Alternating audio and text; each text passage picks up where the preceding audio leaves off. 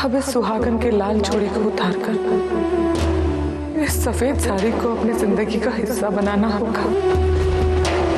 मुझे ऐसा क्यों लग रहा है मोक्ष कि तुम्हें वंश के अंतिम संस्कार की कुछ ज्यादा ही जल्दी है।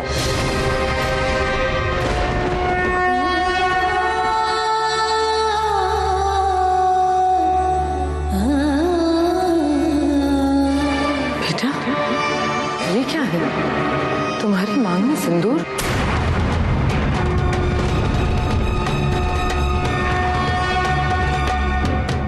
बोलो बेटा, ये सिंदूर तुमने क्यों नहीं मिटाया?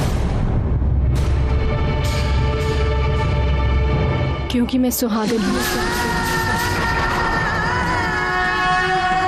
और मेरी मांग में सजा हुआ ये सिंदूर मेरे सुहागन होने की आखिरी उम्मीद है। मैं इसे कभी नहीं मिटाऊंगी। मैं इस घर में सुहागन बनकर आई थी और सुहागन बनकर ही रहूंगी। ये तुम क्या कह रही हो बेटा? तुम ये सिंदूर नहीं लगा सकती, तुम्हें इसे मिटाना ही होगा।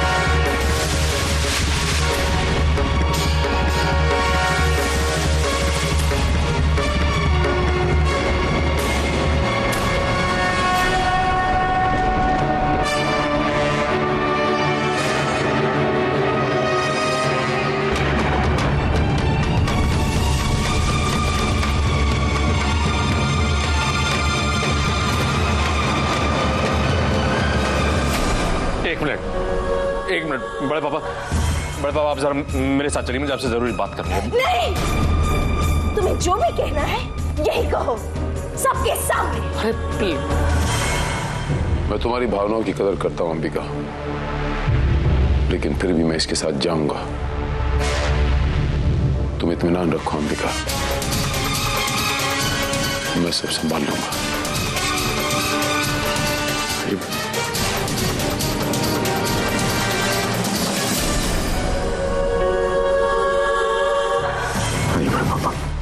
कहाँ आइए, मुझे गौतम के कमरे में कहाँ ले जा रहे हो? बड़े पापा मैं आपको यहाँ इसलिए लेकर आया हूँ ताकि आप एक गलत फैसला लेने से पहले रुक जाएं।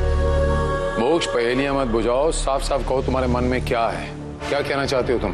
बड़े पापा, वंश का पोस्टमार्टम होने से रोक लीजिए, वरना अनर्थ हो जाएगा।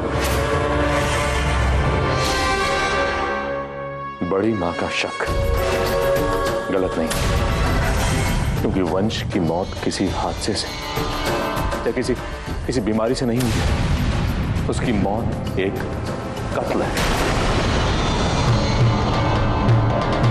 एक गहरी साजिश है जिसे बहुत सोच समझ कर अंजाम दिया गया है। किस किस्म की बकवास कर रहे हो तुम मोक्ष? ये क्या रहे हो तुम? ये बकवास नहीं है बड़े पापा, बकवास नहीं है। शादी के लिए जब मैं इस कमरे में आया था गौतम भैया और संयुक्ता भाभी को बुलाने के लिए, तो मैंने खुद सुना था। गौतम भैया संयुक्ता भाभी से कह रहे थे कि वो वंश को मार डालेंगे, जहर दे देंगे उसे। मैंने खुद सुना है बड़े पापा। अरे नहीं, ऐसे नहीं हो सकता। तुम नहीं मोक्ष, जरूर तुमसे कोई गलती हुई है, जरूर तुमसे कोई गलती हुई है। ऐसा हो ही नहीं सकता।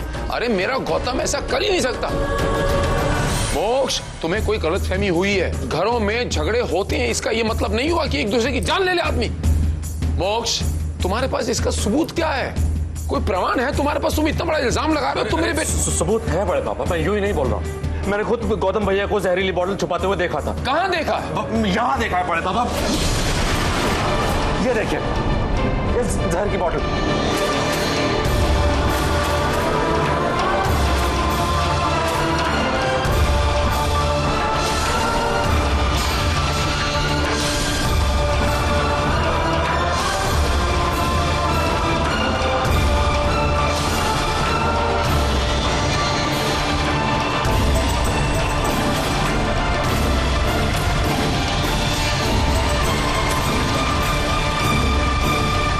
अब आप खुद सोचिए बड़े पापा, अगर वंश का पोस्टमार्टम हुआ तो उसकी मौत की जांच होगी। हमारे इस घर में, इस पवित्र घर में पुलिस आएगी बड़े पापा, सवाल जवाब होंगे और कभी ना कभी उसकी मौत का घिनौना सच सबके सामने आ जाएगा।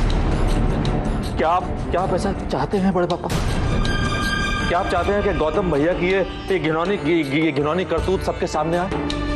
क्या आप चाहते हैं कि आपकी इज्जत, हमारी इज्जत, हमारे खानदान की इज्जत, माता रानी की कृपा से खड़ा हुआ सारा साम्राज्य खाक में मिल जाए?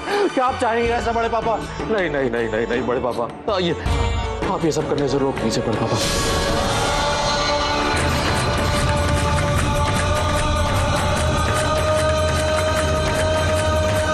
अगर मुझे पता होता कि इसके मन में मेरे लिए इतना जहर भरा है तो मैं इसे कब तक खत्म कर चुका होता। जब अपने ही शरीर के किसी अंग में जहर फैल जाता है तो उसे वक्त रहते ही अपने ही हाथों से काट कर फेंक देना पड़ता है। आज से ये वंश मेरा कोई नहीं है, मेरा कोई नहीं है।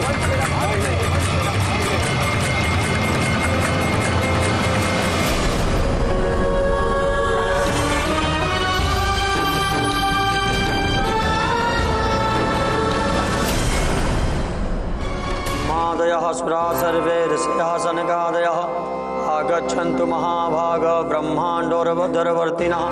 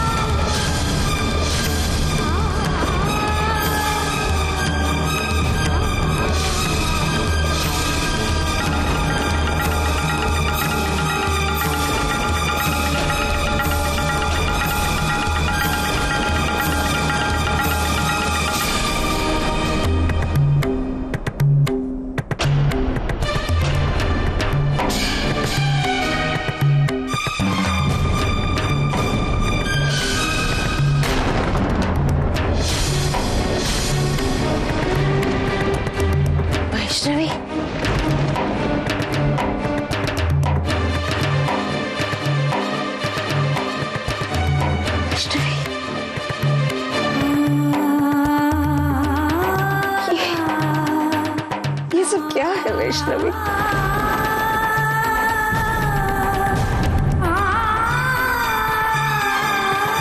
मैं जानती हूँ बेटी, इस सच को स्वीकार करना बहुत मुश्किल है कि वंश अब हमारे साथ नहीं है। वो हमें छोड़कर जा चुका है। बेटी, तुम भी अपने सीने में पत्थर रख के ये हकीकत को स्वीकार कर ही लो।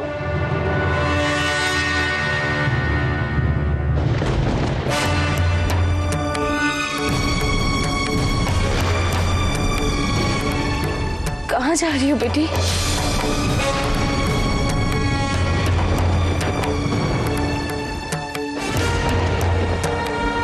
जाने दीजिए बड़ी माँ से, मत रुके।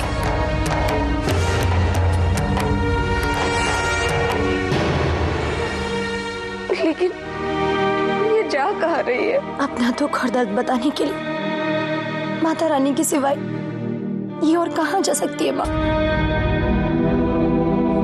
जाने दीजिए इसे। अब इसे उन्हीं का सहारा है।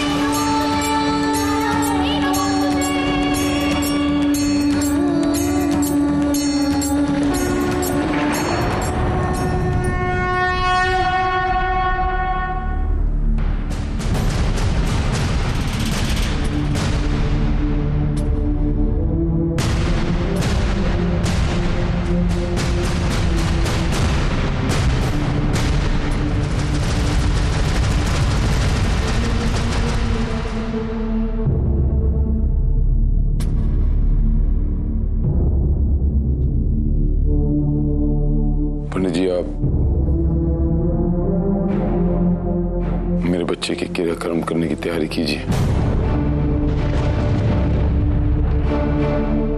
इसमें किसी किस्म का कोई विघ्न नहीं आना चाहिए। पंडित जी, मैं आपका हाथ बटाता हूं। शील जी, शील जी, आप ये क्या कर रहे हैं? क्या आपको इस बात का एहसास नहीं कि वंश आपका अपना बेटा है और उसकी मौत की सच्चाई छुपाने में आप मोक्ष का साथ दे रहे हैं? मुझे किसी के प्रमाण की जरूरत नहीं है कि वंश मेरा बेटा है। मैं वो कर रहा हूं जो एक पिता को करना चाहिए। तुम जाओ, पंडित जी का हाथ बटाओ। क्रियाक्रम में देरी नहीं होनी चाहिए, किसी किस्म का विघ्न भी नहीं पड़ना चाहिए।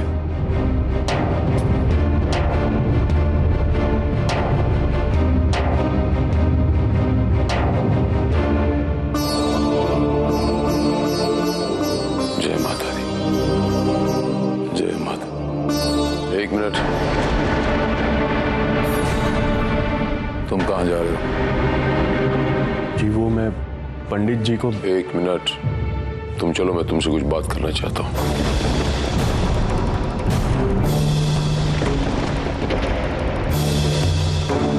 चलो।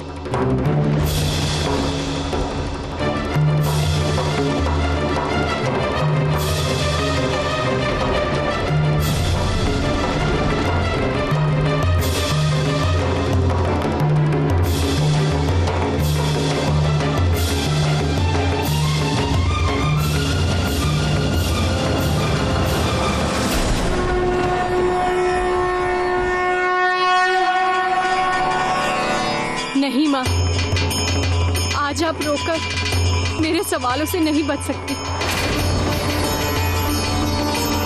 माँ, अगर आपको मेरी ये अवस्था देखकर आपकी आंखों में पानी आ रहा है ना,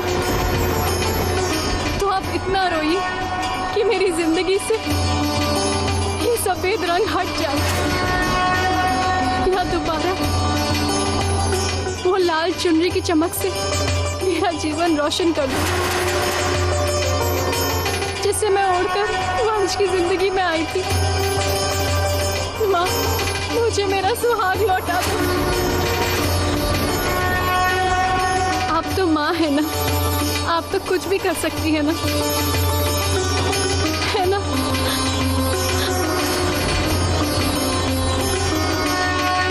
माँ, आज आपकी ये बेटी बहुत स्वार्थी हो रही थी।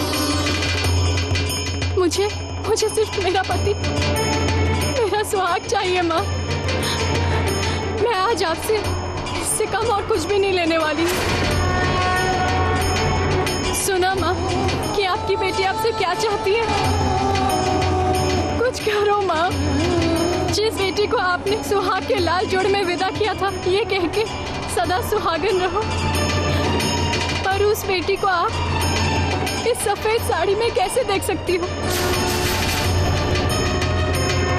मुझे तो दुनियादारी, लोक लाज, इन सब ने मजबूर किया था, इसलिए मैंने ये सफेद साड़ी पहनी। लेकिन आपकी बनाई हुई ये दुनिया, इसकी रस्में, आप तो मजबूर नहीं है ना? तो फिर मिटा दीजिए मेरी जिंदगी से ये सफेद रंग, या फिर अपने हाथों से मिटा दीजिए मेरे मांग का ये सिंदूर, जिसे आपने लंबी उम्र का आशीर्वाद दिया था।